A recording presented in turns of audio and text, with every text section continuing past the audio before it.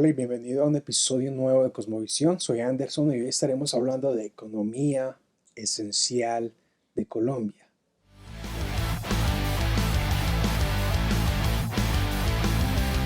Desde hace bastante tiempo me gusta mucho la economía y hace un par de años he grabado unos videos acerca del material de Arcis Sproul Jr. sobre economía para todos. Es un material sencillo utilizado por homeschoolers más que todo en los Estados Unidos, en donde muestra de manera macro cómo funciona el mundo y cómo los seres humanos somos mayordomos de Dios en medio de cual sea la circunstancia política, económica en que nos toca vivir. En aquel material el autor muestra una economía como si fuera una franja, donde en un extremo está el libre mercado y esa franja se va moviendo hasta en la mitad está el intervencionismo y así se va moviendo hasta el socialismo y llegar al comunismo. Es una gran franja, son unos extremos, mostrando ejemplos de Alemania, Corea del Norte, Corea del Sur, los Estados Unidos, entre otros. A la luz de eso, hay un gran libro, Economía Esencial de Colombia, por Eduardo Lore. Este señor explica bien cómo funciona la economía de Colombia y es importante saber cómo funciona la economía de nuestro país. Primero que todo, el autor se propone a explicar lo siguiente: cómo funciona la economía o cómo se escribió en la Constitución para que supuestamente funcione. El autor es muy certero al decir lo siguiente: uno de los problemas más graves, como se enseña la economía en pregrado, en Colombia es el uso exagerado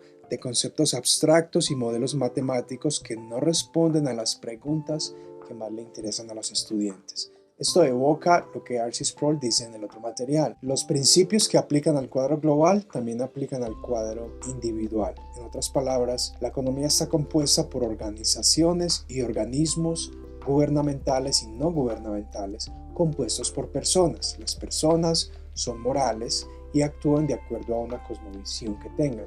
Lo mismo sucede en el manejo de las finanzas a nivel personal.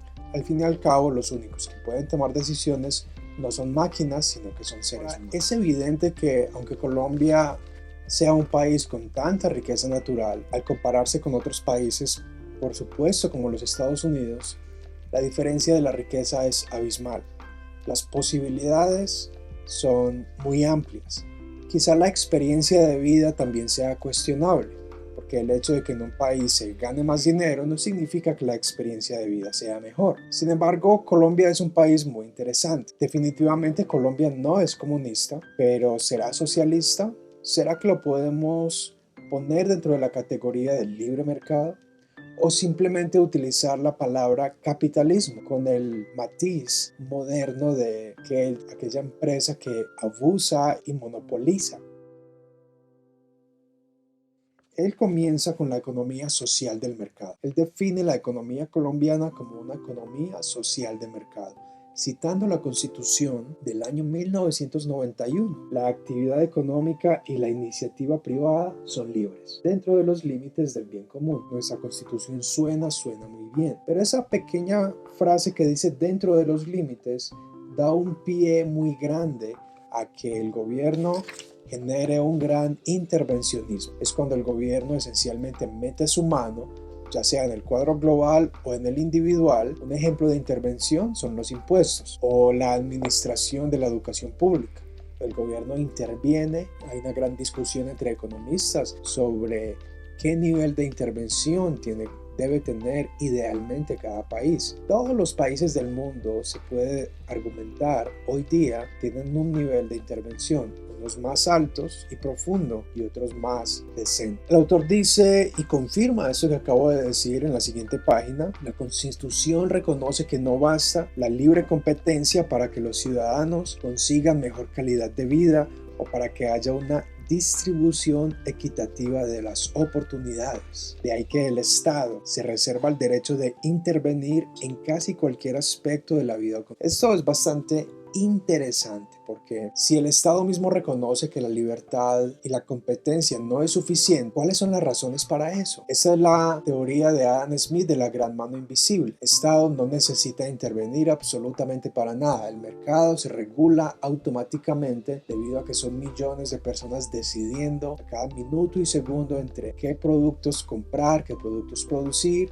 qué productos vender. En otras formas, son las personas las que deciden cuál es la demanda y cuál es la oferta. Ahora entiendo que hay un gran cuidado, una advertencia a la hora de que las grandes compañías se vuelvan un corporatismo. Ese corporatismo puede y tiene la tendencia a crear monopolios, a dominar el mercado y a sacar del mercado a negocios pequeños para absorberlos. Un elemento importante de esta frase de la Constitución y de que Lora explica a buen detalle es que la Constitución colombiana, el Estado colombiano asume de que la intervención es necesaria y asume que la distribución equitativa es necesaria. En otras palabras, esa es una forma de responder a la gran pregunta: ¿cuál es la solución para reducir la pobreza en el mundo? Hay una postura que dice que es la producción, postura del libre mercado. Está la otra postura que dice la redistribución.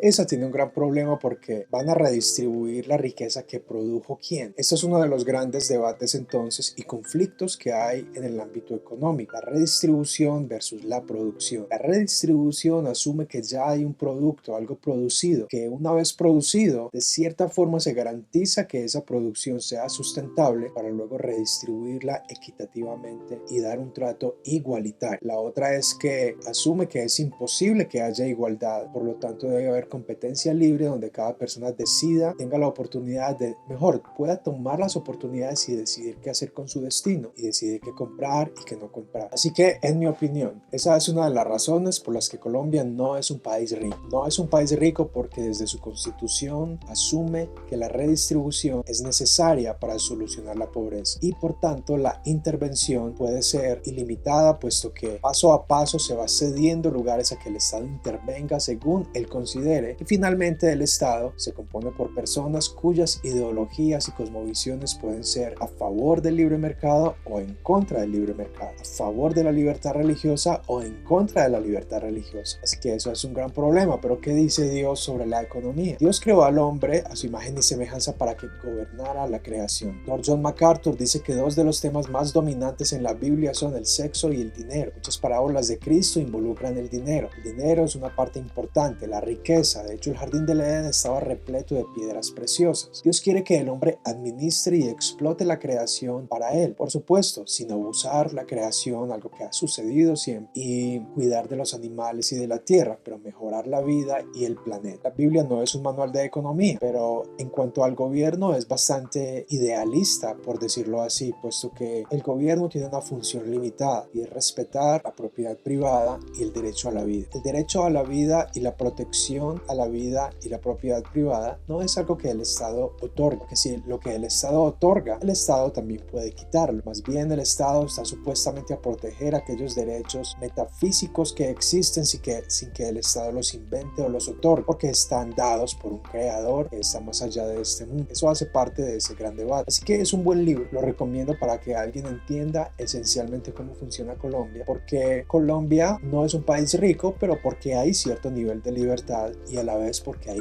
monopolios, que hay empresas tan grandes, porque a veces hay tanta burocracia y tantas vueltas que hay que dar para poder hacer un trámite. Esto hace parte de ello, es porque no es suficiente para el Estado competitividad libre. El Estado y esa intervención tiene ventajas, que aquellos que pagan impuestos y aquellos a quienes el gobierno interviene no pueden decidir en qué el gobierno quiere redistribuir. Puede que el gobierno quiera redistribuir la riqueza injustamente o a personas injustas, y eso es algo inmoral. Entonces ahí les dejo, por favor suscríbete, dale click a la campanita si me apoyas para crear más contenido publicado por Debate. Eduardo Lora, Economía Esencial de Colombia.